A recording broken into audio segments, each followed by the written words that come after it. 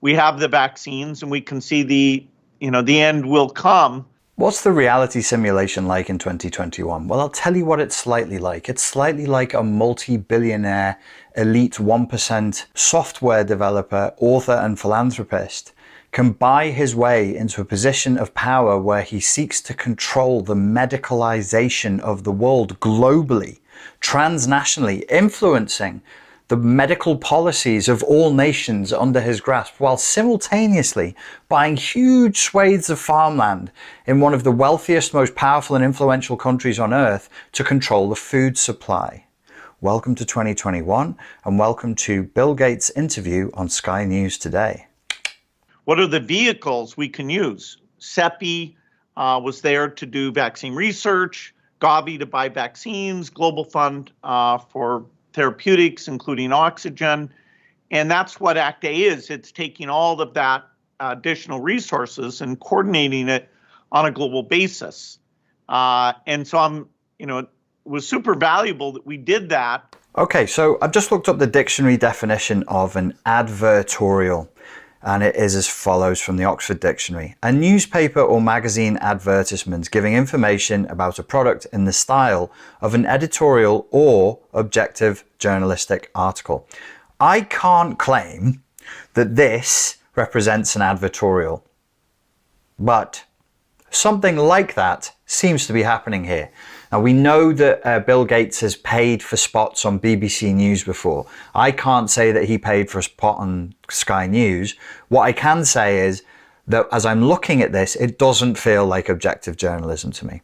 It feels like the journalist has been given a series of questions to answer so that Bill can give his prefabricated answers, so that we're sort of led into a soft sales pitch or advertorial that seems to be an objective piece of journalistic work, but that actually just reinforces certain foregone conclusions. So you present something, as he just did there, that's really, really hard to it's hard to object against, it's hard to argue with. You know, what helped with this terrible crisis was that globally people came together, they pooled their resources, they forgot about their national boundaries or cultures or prejudices or anything else. They came together, they did the right thing, and the right thing was vaccinating. And it was a global response with plenty of vaccination that was the only thing we could do.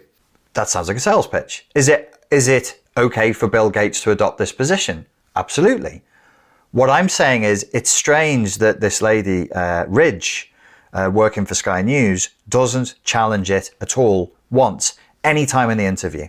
There's no aggressive questioning of anything that he says in the interview. It's softball questions that allow him to keep doing this sales pitch for global responses, the globalization, the pooling of resources, and vaccine all the way, as we'll see now. Of course, because we didn't prepare for this pandemic nearly like we should have, we've been learning as we've been going.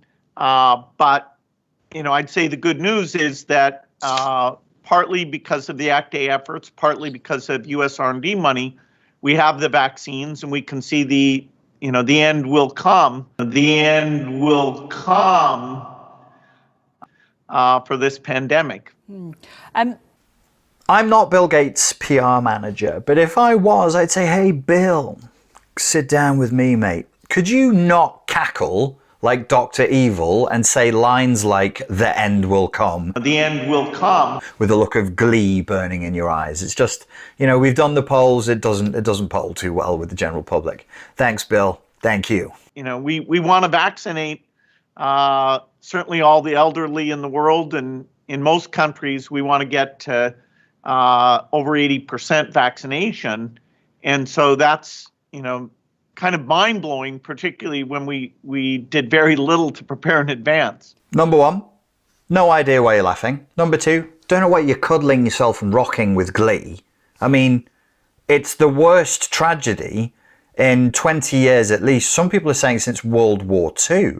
I mean, the scale of the loss of life, the damage to the economy, the poverty that we'll be experiencing, and all the diseases that go with that poverty, stretching forward through the trillions that we now owe, decades into the future, being paid off by our great-great-grandchildren, and you're laughing and rocking with glee. again, the PR guy might at this point just step in and say, could we just do sober? Could just like the face just with the and less of the the vaccines are in, less of that.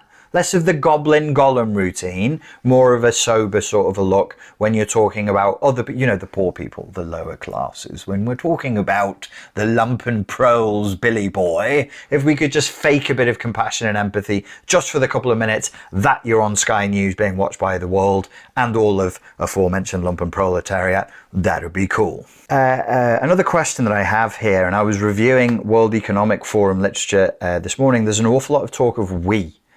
Bill in this clip mentions we should do this, we should do that. Conspiracy theorists, they say they a lot. And people who hate conspiracy theorists are always saying, who is they? Who is they? Well, I want to do the same irritating thing right now. Who is we? Who is this we? Is he talking about other elite level billionaires? Is he talking about politicians, which he isn't one? Is he talking about doctors and professors, neither of which is he either? Is he talking about him and us, the lumpen proletariat? Who is this we that he continually references? It's just slipped in there as though it's a given. 356-2407. That was a novel thing. We got all the rights from the vaccine companies. They didn't hold it back. They were participating. I do a regular phone call with the pharmaceutical CEOs to make sure that work is going at full speed. This makes me laugh. The idea that Bill Gates, author, philanthropist, and software developer, is calling the CEOs of the pharmaceutical companies who are responding to the largest medical emergency in human history, and he's making sure that they are up to speed. In what sense is fucking Bill Gates checking on the CEOs of the biggest pharmaceutical companies in the world, facing the largest medical emergency humanity's ever known? Oh, it's Bill here. I'm just calling to make sure that you're doing what you were already doing. Oh, you are? Oh, good, because otherwise I was going to dock your pay, restrict access to the coffee machine for the... What's Bill? Who is Bill? Who is they? Who is Bill? Who is Bill Gates in all of this? Why is he talking as though he's the emperor above a hierarchy of pharmaceutical companies who are the only pharmaceutical companies allowed to print out this vaccine because it's the intellectual property rights are controlled, and he's checking to make sure that they are up to speed? What's the speed, Bill? Who's setting their targets? Who's setting their objectives? Or do they, when he calls, does the personal assistant of the CEO go, fuck? It's like, hi, it's Bill Gates here. I'd like to speak to your boss. Oh, Jesus. Oh God. Bob, I'm so sorry. I know. It's Bill again. Can I put him through? Bob's in the other room going, oh God, what is this spec? We don't have any computers for him to fix. Why is he calling me every other day? Go fix a PC, Bill. The other good news is that the actual death rate from this epidemic in the poorest countries has actually been quite low. To repeat, the death rate in the poorest countries has been quite low. And then he goes on to say, the fact of getting elderly people vaccinated in the rich countries, which actually had the pandemic worse than most of the developing countries, that was a good thing. The fact that now we're vaccinating 30-year-olds in the UK and the US, and we don't have all the 60-year-olds in Brazil and South Africa. That's not fair. So what he's just said there is that the developed first world countries did very poorly in terms of death rate, and very poor developing countries didn't do that bad in terms of death rate.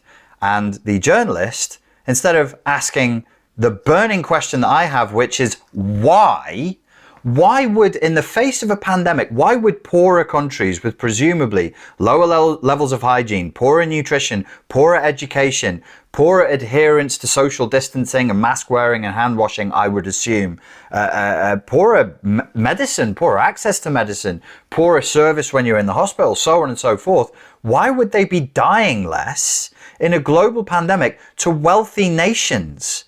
And you know what she asks him about that? She has two opportunities. He says the poorer nations have a lower death rate, the wealthier nations have a higher death rate. And you know what she asks him about that? Nothing. She does this. She just puts her hands down weirdly by her sides and goes, Where's the questioning? Where's the journalism? That is amazing. That's actually, this Sunday morning is the first time I've ever heard that.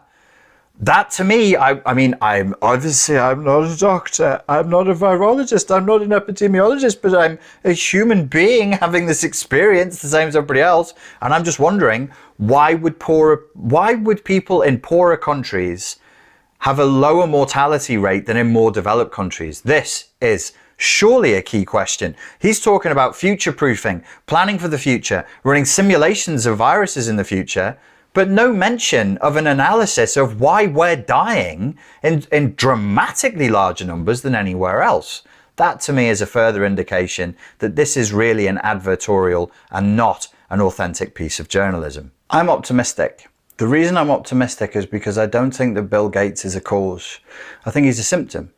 I think he's a symptom of a collective decision by humanity to abrogate personal responsibility in favor of receiving external ideologies that think for us, like a form of artificial intelligence that we willfully allow to live with us, inside of us, in a symbiotic relationship like a parasite would, to do the hard thinking for us, to make the decisions for us. Why? Because it's hard to be a human. It's hard to be an adult. It's hard to have responsibilities and to take decisions for ourselves at the individual and collective level. That's why he's here. That's why he's doing what he's doing. Not because we're being forced into it at the point of the gun, but because we're too lazy, disassociated, disinterested, and focused on any other form of distraction that you could mention to do anything about it. The war that we face is not going to be dramatic like wars in the past. This is a war of consciousness. And really all we need to do is take our consciousness back, take back our time and our attention, clear our perception, see what is happening in the world. And in terms of action, and don't get me wrong, action does need to be taken.